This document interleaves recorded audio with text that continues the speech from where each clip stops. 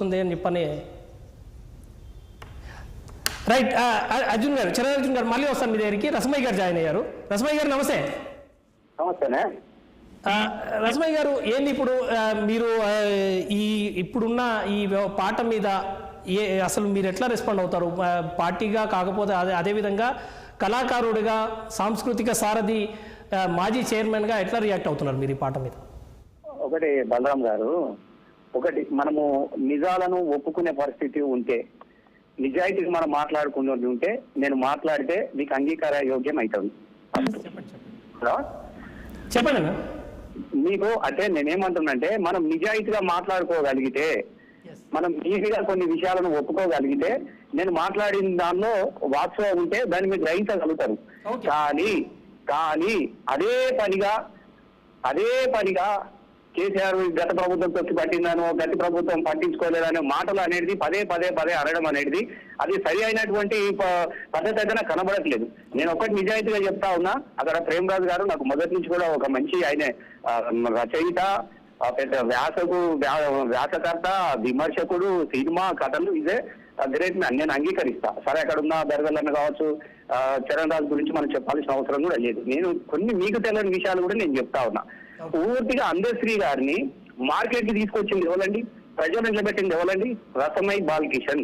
రేపు అందశ్రీ గారు నిజాయితీ ఉంటే అదే మాట చెప్పండి. తెలంగాణ ధూమ్ధాం పెట్టక ముందు అందశ్రీ గారు తెలంగాణ పాట ఒకటన్నా రాసిండా? నంబర్ 1, మీరు ఇది ఫస్ట్ నంబర్ 1 క్వశ్చన్. ఒక పాటనన్నా రాసిండా? అంతకుముందు ఉన్న గోరేటెంకన్న కావచ్చు, అంతకుముందు ఉన్నటువంటి మా దర్వెల్లన్న గారు కూడా కావచ్చు, అంతకుముందు అశోక్ అన్న కావచ్చు, అంజన్న కావచ్చు, నరసింహ అన్న కావచ్చు, జయరాజ్ అన్న కావచ్చు, వాళ్ళకు వివిధ సామాజికమైనటువంటి సంస్థలతోని వాళ్ళు సత్సంబంధాలు కలిగి అనేకమైనటువంటి పాటలు పాడినటువంటి వాళ్ళు, అనేకమైనటువంటి పాటలు రాసినటువంటి వాళ్ళు. కానీ తెలంగాణ ధూమ్ధాం పెట్టినప్పుడు అందశ్రీ గారిని నేను తీసుకెళ్లి కామరేజ్ లో నిలబెట్టినప్పుడు ఆయనే తెలంగాణ పాట పాడలేదు సార్. ఆయన దగ్గర తెలంగాణ పాట పాడలేదు. అప్పటికైనా పాడే పాట ఏది? తెలంగాణ ధూమ్ధాంలో చూడా చక్కని తల్లి, సుక్కల్లో జాబిల్లి, తెలుగులో ఎల్లమ్మ అయ్యేది. ఇది అయిన పాట. దాని తర్వాత వచ్చిన తర్వాత అరే పాటలో ఉండాలని తర్వాత మళ్ళా నేటి చెప్పిన తర్వాత నేర్చుబడి ఉండేవాడిని, నేనే అసలు ఇంటికి వెళ్ళేవాడిని, అందులోనే ఉండేవాడు.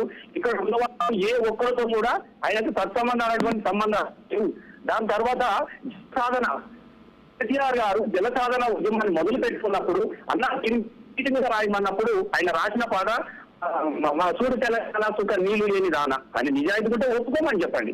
దానికన్నా ముందు కూడా ఊరు తెలంగాణనే క్యాన్సెట్ చేశాను నేనే. ఊరు తెలంగాణ, నా పేరు తెలంగాణ, గల్లు గల్లు గల్లు గల్లు గజ్జలమ్మతో అన్న రారా ఓ చెల్లెల్లారా, ఈ పాటలను 2001లో 2002లో నేను రికార్డు చేశాను. ఈ క్రమంలో అందశ్రీ గారితో కేసీఆర్ గారు మేము 2001లోనే కలుసుకున్నాం, 2002లో కలుసుకున్నాం.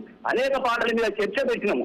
పాటలు రాయించుకున్నప్పుడు జలసాధనప్పుడు కొన్ని రోజులు గూడ అంజన్న, గూడేటి వెంకన్న, జయరాజ్ అన్న, నేను, దయా నర్సింగ్, వరంగల్ సీను అందరం కూడా ఇక్కడ మా కెప్టెన్ సాబ్ గెస్ట్ హౌస్ ఉంటుంది, అక్కడ కూర్చొని పాటలు ఎట్లుండాలి, ఏమేమి పాటలు ఉన్నప్పుడు అప్పుడు గూడంజన రాసినటువంటి వెనక ముందు చూసేది రాజన ఓ రాజన అనే పాటలు కూడా అట్లా ఒక్కొక్క పాటల క్రమం తీసుకొచ్చినప్పుడు నేను అందశ్రీ గారితో 2000 అన్నప్పుడు మనకు ఒక పాట మంచిది మొదట్లో ప్రార్థన గీతంగా ఉంటే బాగుంటుందన్న ఉద్దేశం అప్పుడు మొదలు పెట్టినప్పుడు ఈ జేజే తెలంగాణ అనేది పాట రాసిన తర్వాత కేసీఆర్ గారి ఇంట్లో, నందిన్ నగర్ కేసీఆర్ గారి ఇంట్లో మేము ఆ పాట గురించి చర్చ పెట్టినప్పుడు సార్ ఏమన్నాడంటే ఇట్లా ఉండాలి, బాగా చరణాలు ఎక్కువ ఉన్నాయి అన్నప్పుడు చక్కగా సిద్దిపేటకి వెళ్ళి మా ఇంట్లోనే ఉండి 2004లో మళ్ళీ తీసుకొచ్చి సార్కి వినిపించినప్పుడు కొన్ని పాటలు మీరు ఆయన పాట చూడండి, మేము అల్లుకున్నటువంటి పల్లవి 4 చరణాలు చూడండి. ఇలా ఎవరికి తక్కువ చేయడం కాదు, అందరినీ తక్కువ చేయడమో ఇక్కడ నేను తొడుతాని అందరినీ వెలుగు చూపించినాను కూడా నేను చెప్పట్లేదు, జరిగిన వాస్తవం చెప్తా ఉన్నా.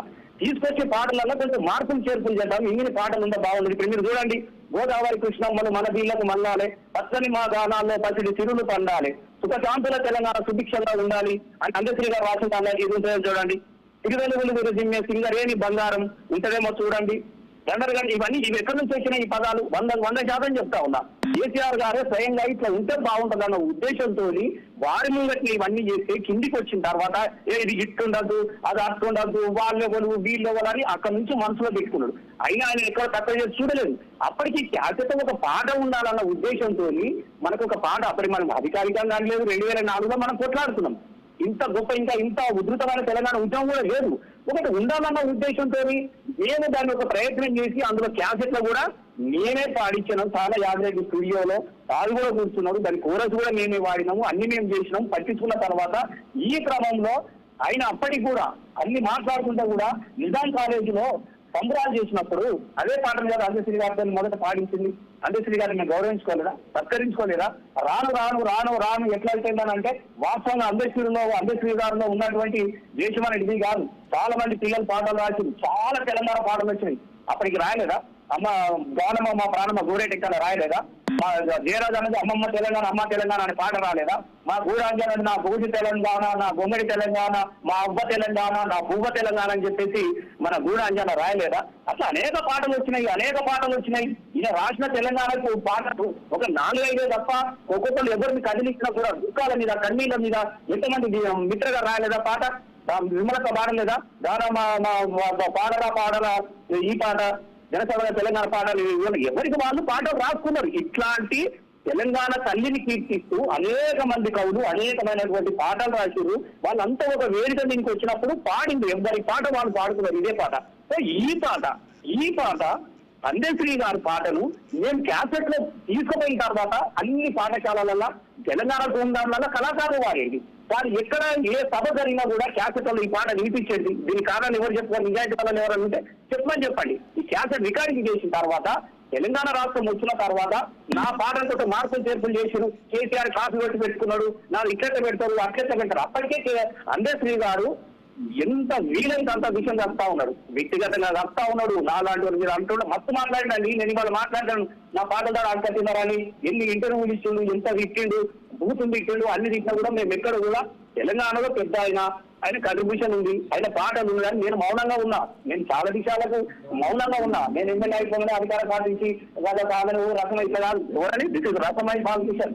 2001లో తెలంగాణ ధూమ్ధాం పెట్టిన తర్వాత సకల కళాకారుల వేదిక నుంచి తీసుకొచ్చి నేను నడిపించిన గద్దరాన్ని ఇంటికి తీసుకొని 2006లో ఇంటికి పోయి బతిలాడుకొని కాల్పుల తర్వాత అన్నం తీసుకొచ్చి నిలబెట్టుకొని పాలించుకుంటే రసమై పాలిటిషన్. ఇలా చర్చలు జరుగుతూ ఉంటుంది. ఎవరు కూడా చెప్తారు ఎందుకు ఉండాలి తెలంగాణలో ఈ రోడ్డు ఎందుకు ఉండాలి, ఈ జలతులు ఎందుకు ఉండాలి? 100% ఆ పాట రాసుకోవడానికి ప్రధాన